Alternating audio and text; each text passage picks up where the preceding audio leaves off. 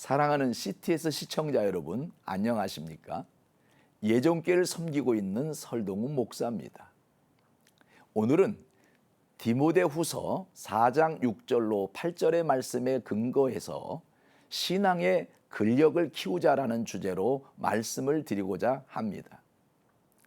요즘 운동 가운데 가장 인기를 끌고 있는 것은 근력을 키우는 운동입니다.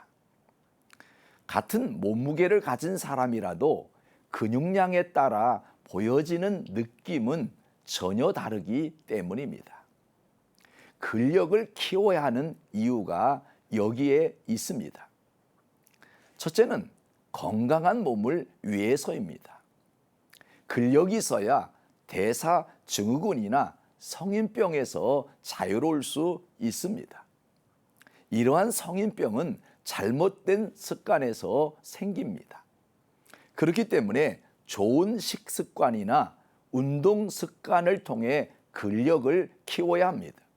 오늘의 본문은 사도 바울이 신앙의 경주를 하면서 자신의 마지막이 가까웠다고 생각되었을 때 믿음의 아들 디모데에게 쓴 편지입니다.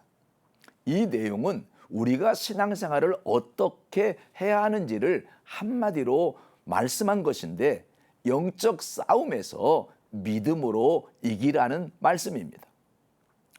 사람은 나이를 먹으면 뒤를 돌아보게 됩니다. 젊은 날에는 앞만 보고 뛰어가다가 나이를 먹게 되면 자신이 살아온 날들을 돌아보게 됩니다. 그때 내 자신을 돌아볼 때 부끄럽지 않아야 합니다. 바울은 자신에게 의의 면류관이 준비되어 있다라고 그렇게 말했습니다.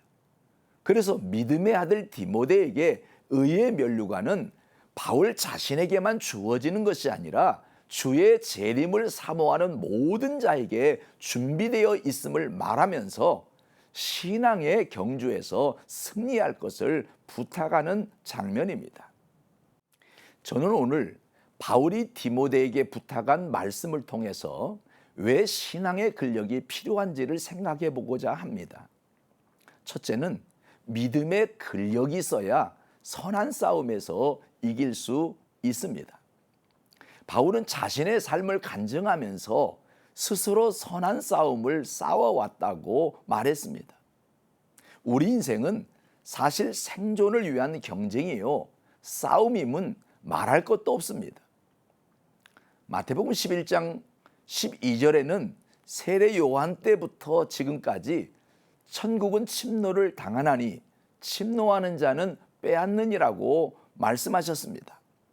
다시 말하면 우리는 주님이 예비하신 천국을 향해서 가는 하나님의 사람들이기에 영적 싸움에서 늘 이겨야 한다는 것을 말씀하고 있는 것입니다.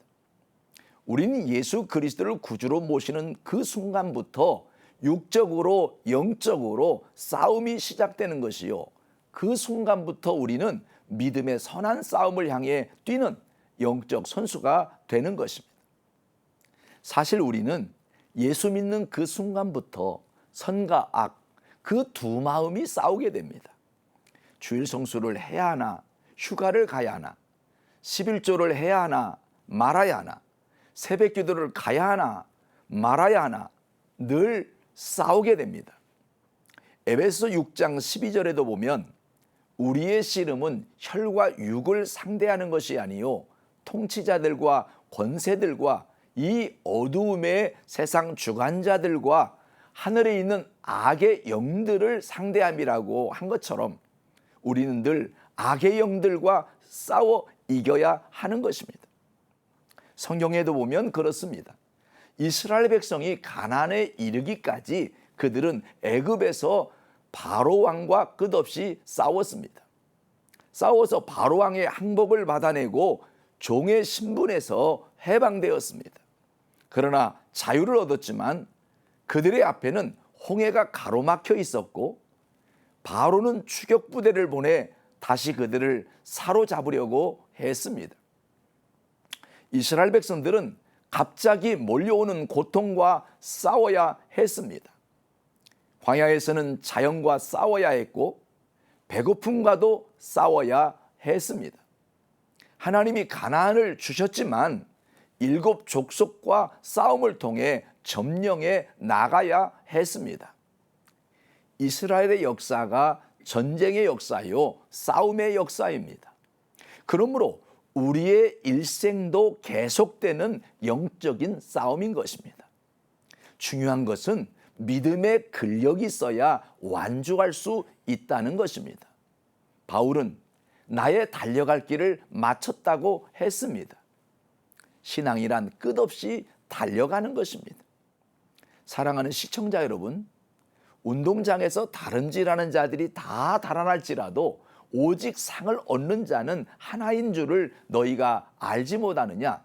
너희도 얻도록 이와 같이 다름질하라고 성경은 말합니다. 우리는 기도로 다름질하고 성경 읽기로 다름질하고 때로는 전도로 다름질하고 봉사와 헌신으로 다름질해야 합니다.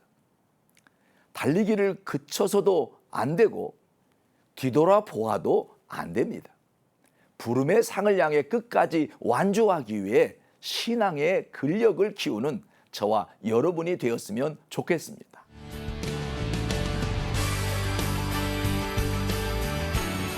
In the beauty